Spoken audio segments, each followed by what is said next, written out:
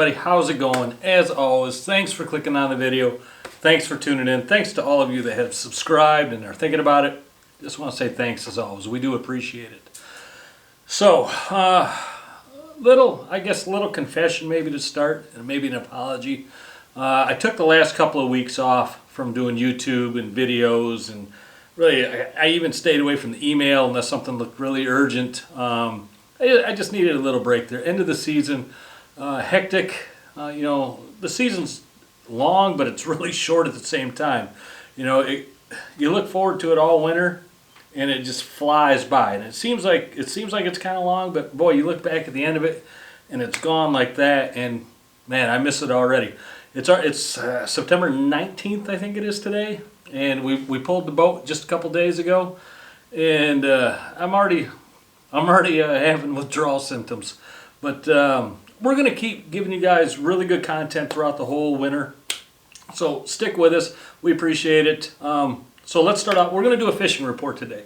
Let me give you a little heads up though on a couple other things that we got going on. Even though that I stayed away from the videos and everything and really editing, we were out there still shooting some content. And we did get the videos done for deploying the downriggers and the dipsies, so you guys don't get any tangles, and deploying long lines on boards and recovering and being able to reset everything to avoid tangles. So those videos are done. Just got to edit them, get them out in the works, or get them out on the old channel here. And another thing we just started doing that I'm kind of excited about, just came to us one day. We're thinking about things we could do, and I already got a couple of these done. I'm going to local charter boats, friends of mine that I know who have successful charter boats, successful businesses, good fishermen, and they're letting us come on and videotape their boats and how they set things up. How they set up their downriggers, their rod holders. What electronics do they use? Where do they put things on the boat? How do they just go about their everyday business? So it's really exciting, and I love going on those boats and seeing those things because I'm always soaking in as much as I can. And we'll do our boat as well. But it's really kind of cool to see how similar a lot of things are, but also there's some real subtle differences as well. So I know you guys are going to really enjoy that. Got a couple of those done already. We're going to get a couple more done. And if you got a charter boat out there and you're in my area, Manistee, Onekama, Frankfort, Ludington, somewhere in there, and you'd like us to come take a look at your boat and do something like that, hey, give me a shout. ChrisTangleTackle@gmail.com. I think it'd be pretty cool. So today I'm in my... I got away from the road because there's always traffic out there and it's always loud. So today I'm in my garage, in my little workshop here in my garage, and got a little bit of clutter behind me. I got a carburetor that I tore off my lawnmower and I'm rebuilding, and some other things. But anyway, it's a little quieter in here and the mosquitoes aren't tearing me up so bad. Man, I tell you, we got some warm weather out there. It's like in the 70s or so the last couple of days, and the mosquitoes just took right back off and they're out there again. But so we're inside today. So today it's going to be the last fishing report of the year for the Big Lake. But I'm going to get right back doing them again next year. So make sure that if you haven't already, I don't ever want to go like, oh, please subscribe, please, please, please. I don't want to do that. If you want to, great. We appreciate it. It really helps us with our channel. If you subscribe and hit the like button, it really does help us. But if you don't, hey, that's fine. I'm not going to twist your arm. I'm good with that too. But if you do subscribe and hit the bell, you're going to know when we put a bunch of stuff out, and we're going to start right at the beginning of next year with fishing reports again, like as soon as we can get out there. So it might be a good idea if you hit those couple things so you know when those things are coming up. Anyway, fishing report for the year. God, I feel like I'm forgetting something. It'll come to me if I am. Anyway, okay. So quick rundown. We fished our final event here, the Manistee Monster, just a couple weekends ago, or just over a week ago, and we did well. We ended up 4th in the Manistee Monster, ended up with the biggest fish on day 2, 4th place, and that gave us enough overall points to put it as the 2nd highest scoring boat for the entire tournament trail for the whole year. So we were really excited about that, really proud of that, and of course we got to always thank our sponsors and our families who let us go out there and do these things. So thanks to our families, Dreamweaver, Purple Taco, Costa Sunglasses, Big John, and I know I'm forgetting one, and I apologize, but it'll come to me also. But hey, thanks to everybody. But yeah, so we had a really good season, and We're excited to get it out back next year, but let's talk about what worked for us, really what didn't. So day one, and this is a week ago, mind you, but really the water hasn't changed much because it's still really warm out there. There's still a lot of good fish out in the lake, I know that. Day one, we ran up to Onekama. Got 4 fish on like 7 bites that day.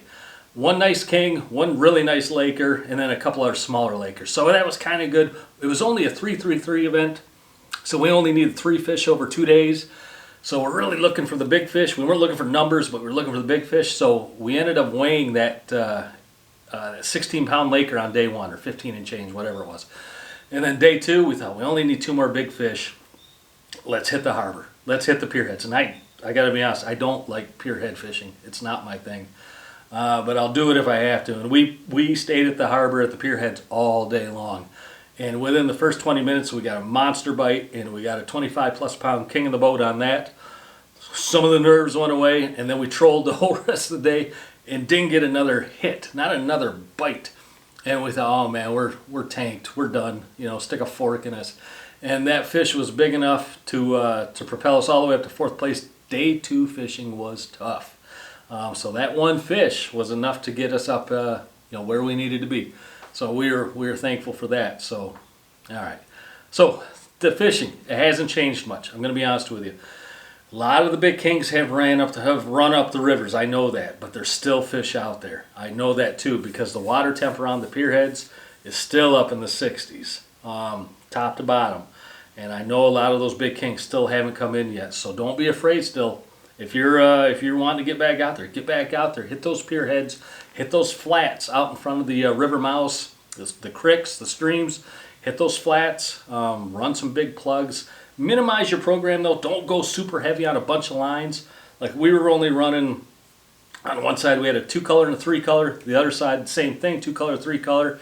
A couple of slide divers and a couple of riggers, and that's all we were running. And in fact, by the end of the day, I even pulled the slide divers because I thought it might have been spooking some of the kings off, and that'll happen sometimes. So we even yanked the divers. We were running 1 rigger, 2 long lines, 2 long lines. So don't be afraid to minimize, because sometimes less is better when you're in those pier heads. You're running those areas, and it gives you more mobility. You know, if you got a bunch of boats around you, it gives you more maneuverability to move around in there, and thank God for that. Skeeter found me, but yeah, that's where I would concentrate right now. The river areas, the river mouse, the creek mouse, those type of places. But I know offshore fishing can be really good this time of year. In fact, I know a couple guys today that were offshore, had some beautiful steelhead. One of my buddies had 2 over 15. Another, I don't know how big his were, but he had another 5 steelhead. My one buddy had 9 fish, a couple of kings, and all the rest steelhead. So I know those are out there also. Get on those weather maps, on the Coast Watch maps. Look for those temp breaks out deep. Look for when you see those temperature lines, when they start getting really tight together, really compacted together, and you see on one side 10 degrees difference from the other side, man, that's a great place to look. In fact, that is like the prime place to look.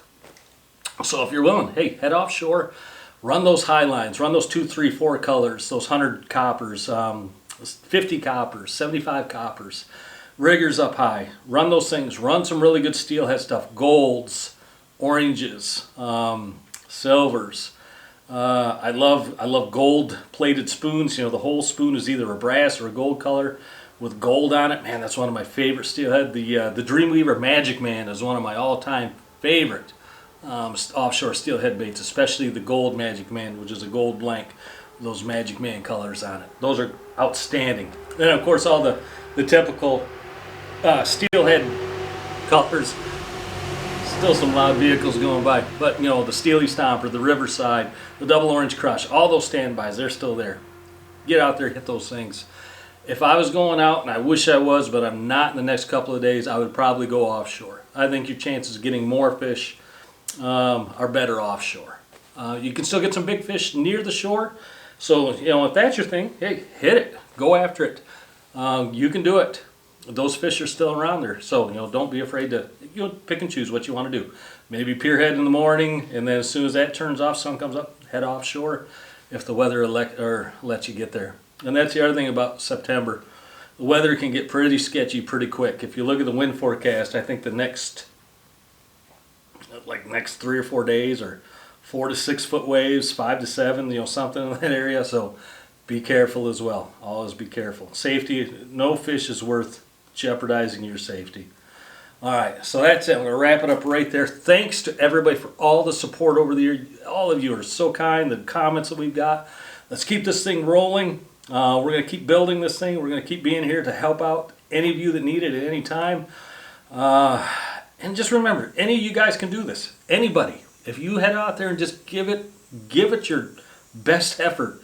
Get some knowledge on these videos. Ask around. Find out what's going on. Just go out there and do it. If you mess up, you mess up. I've messed up a million times. And every time I've messed up, I learned something. And I messed up again, I learned something. And I just remember those things. Just don't be afraid. Go out there and do it. If you mess up, who cares? Who cares? It's fishing. You're supposed to just be having fun anyway. All right. So anyway, hit me a comment down below with how your season went, how your port was, what was your biggest fish. Whatever you want to say. We appreciate it. If you got any questions you don't want to put down below, always email me, christangletackle@gmail.com. I'm happy to help you guys out.